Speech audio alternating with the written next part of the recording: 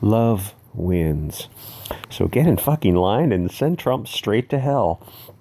I'm not sure you quite understand what love means.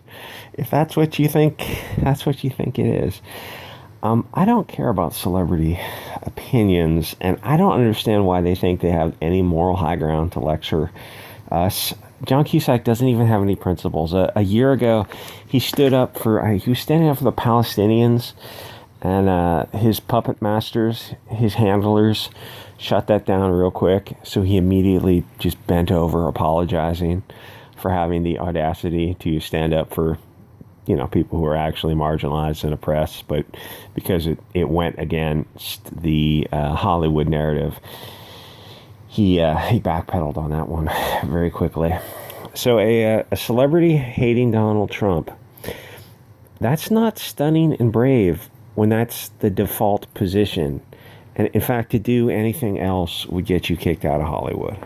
Okay, the upside of social media is that it allows us an inner glimpse into these people. Hollywood, the media, everyone who works in front of and behind the camera, everyone has a Twitter or some kind of social, almost everyone is on social media. And these aren't like the old days where they had intermediaries, press handlers who would filter everything from the actor to the greater public. Twitter is like, they've got their cell phone right in their hand. You get to learn what these people are without the filter. And it's not good. A lot of them are just degenerate. They're have chemical addiction issues. They've got other things they're into, other forms of, Epstein Island type of stuff or Weinstein type of stuff. You see how they feel about middle America. If you're not on the coast, you're just dead to them. These coastal elites. Here's the thing. If there was ever a time to maybe just be cool and, I don't know, sit on your hands instead of tweeting, instead of risking alienating your audience, because virtue signaling doesn't bring you any more audience. It just pushes people away from you. There are a lot of people I look at who I've read their social media and I go, whoa, it just ruins everything about them. So if I know they're directing something or they're in something, I just can't get behind it because I know they're sleazy people. But I guess a lot of it is ego for these people. They've been kind of sucked up to their whole lives, especially if they got into acting young. So they've got this weird narcissism going on that they just can't not let you know how they feel. So he took to Twitter yesterday where he described President Trump supporters as Germans, I guess. The 4 hours to death-est the Germans. Trump is a German. We elected a German. We are the cavalry. We must defeat him. 4 hour get in line for all those children in cages. This is a Manichean battle. I don't know if you mean Manchurian? This nonstop comparison to Trump supporters and Trump to the Germans of the 1930s is kind of weird, because think about what you're saying. You're making this comparison to say either Trump supporters now are as bad as those guys were 80 years ago, which seems to imply that those guys 80 years ago weren't actually that bad. Anyway, you're diluting your argument when you constantly use this word to describe people. It's nonsense. Trump supporters are just normies who look at Biden or Hillary and they realize Hillary might actually be a lizard person from hell. She's been caught lying. Trump hasn't been caught lying, at least in 2016. He was a fresh face. That's why they voted for him. In 2020, Biden has dementia. It's just a lot of people who look at Biden and go, I'm just not going to vote for Kamala Harris. If Kamala Harris wanted to run, she should have ran. She didn't. So it's like we don't want to sneak her in the back door. We'd rather vote for Trump. He may not be perfect, but he doesn't have dementia, and he is the candidate. You're not voting in Pence. Anyway, so then he says, what's being revealed is that the Trump death cult, people in cages, kids in cages? I would have to scroll through your old Twitter history, but did you mention that 5 years ago when Obama put those kids in cages? The reason they're put in cages and the reason people don't let adults with children cross borders unhampered, because that's how coyotes smuggle children. They traffic in children. Oh, they wouldn't do that. Yes, they would. They steal children. They kidnap children. How do you know that the person with the child is that child's legal guardian? Why would they lie? Because coyotes do bad things. That's why they're detained, so you can identify the child and the person purportedly claims to be their guardian. That's why they're detained. What would you like to do with them? Oh, you set them free, which means you are allowing potential child trafficking, kidnapping. The worst people on earth, Epstein types, people who hurt children. You're allowing that. You can put the children in a detention center with the adults.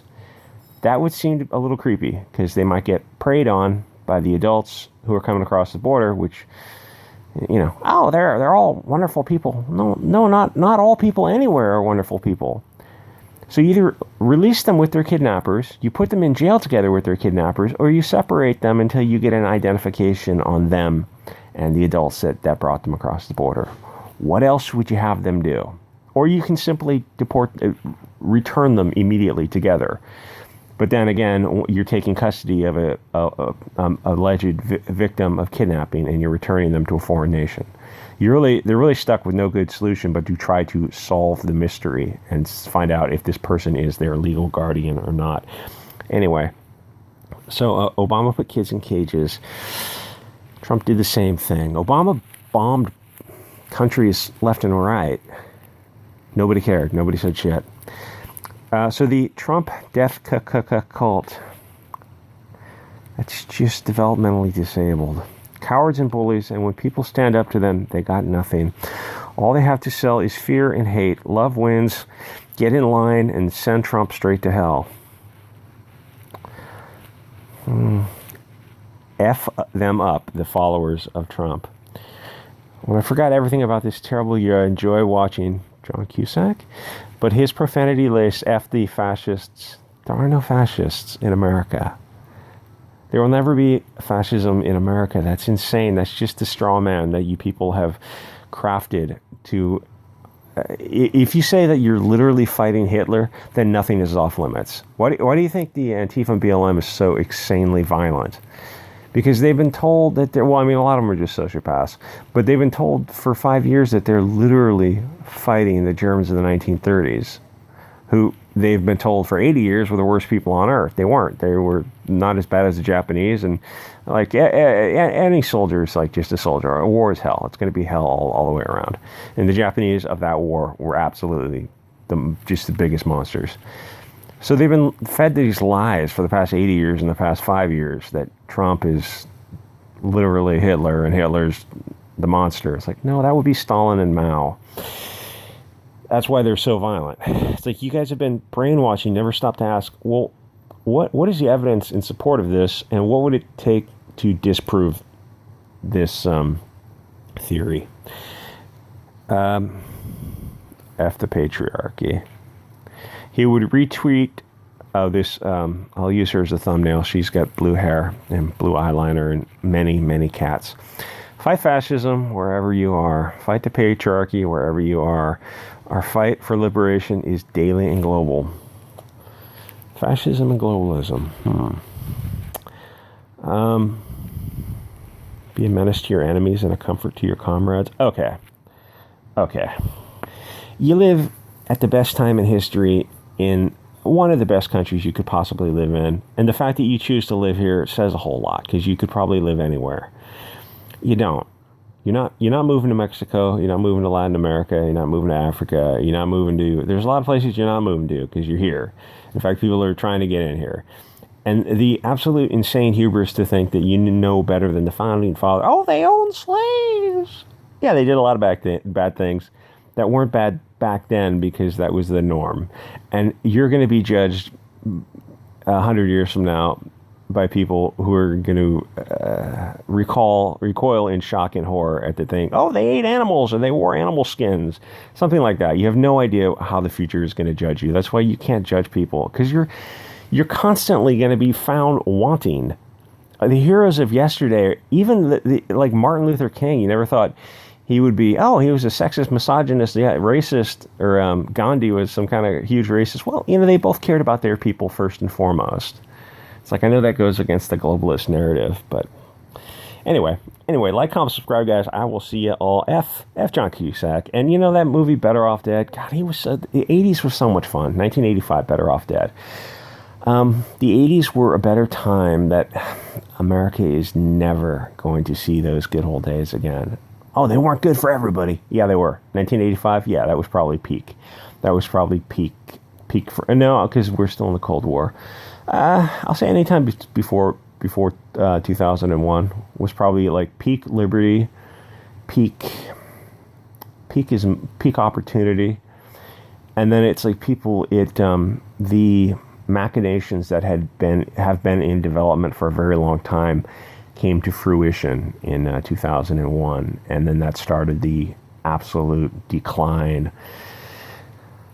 So when your grandparents or your parents say things were better back then, yeah, they were absolutely right. They were better, and they're just going to get worse. So enjoy that black pill. All right, guys, I'll see you on the next episode.